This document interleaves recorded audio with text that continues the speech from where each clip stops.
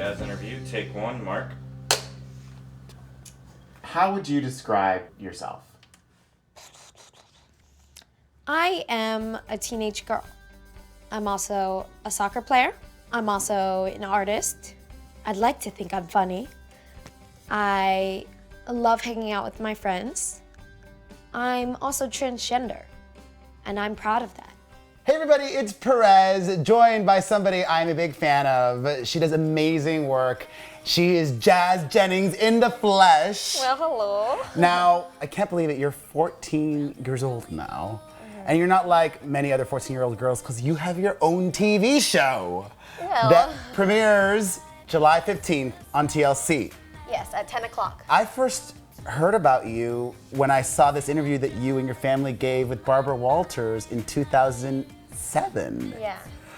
How did that initial interview come about? Well, I was 6 years old at the time, so I didn't deal with all of the behind-the-scene logistics, Yeah. and that's where my mom comes in.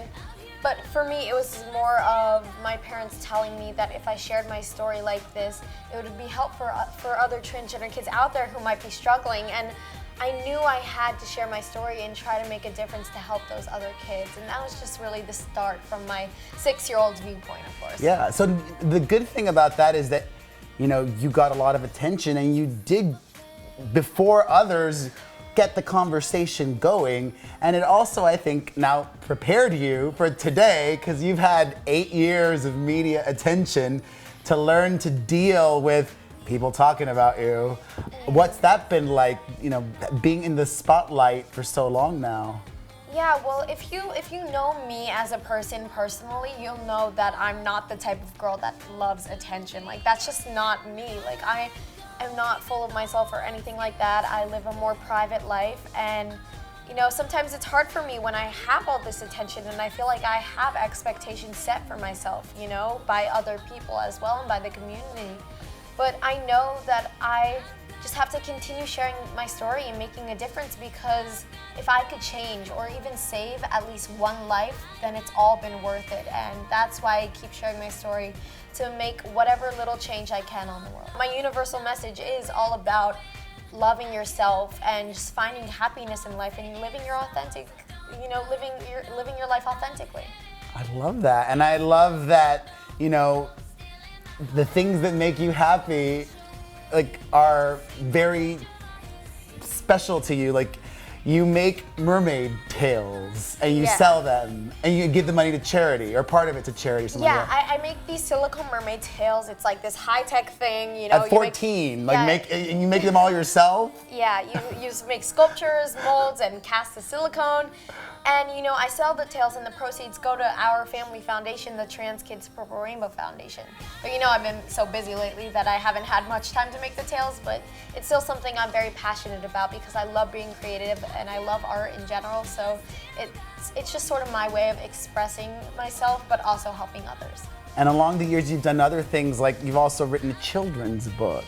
Yeah, I mean, that book is to be an example for other transgender kids and show them they are not alone. And it's for really any kid of any difference to show them that it's okay to be themselves and that it's okay to be different. And, you know, I'm very proud of that book. And what are you hoping for with the reality show? Like, what would be like the best case scenario? Like, is it something that you would want to do, let's say, for the next 6 years?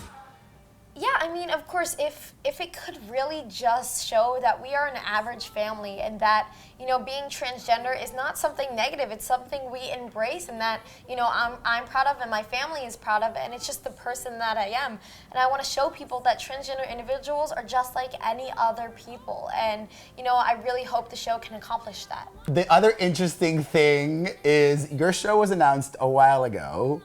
And Caitlyn Jenner's show was announced after yours, and it sort of has the same title. Yours is I Am Jazz, hers is I Am Kate, or I Am Caitlyn. I think I'm Kate. I'm Kate.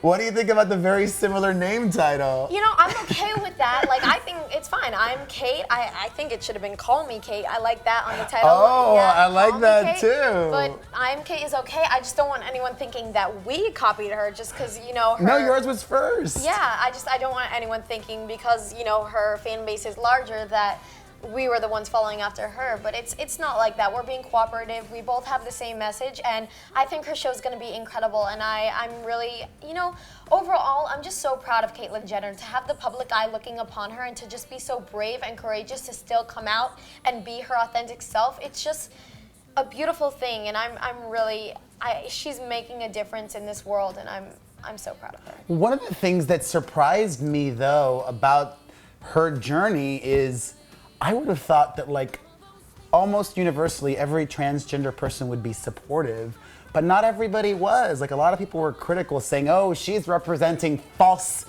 ideals of what it is to be transgender because she can afford all this money on hair and makeup. And how does that, what do you say to those people? I mean, that's interesting. I guess she does have the money to transition easier, but at the end of the day, as long as she is happy in her transition and she is finding love in her life, then who cares what type of transition it is? Everyone just deserves to be happy, and I'm pretty sure Caitlyn is happy now living her life as her true self, so I don't think anyone should judge her for that.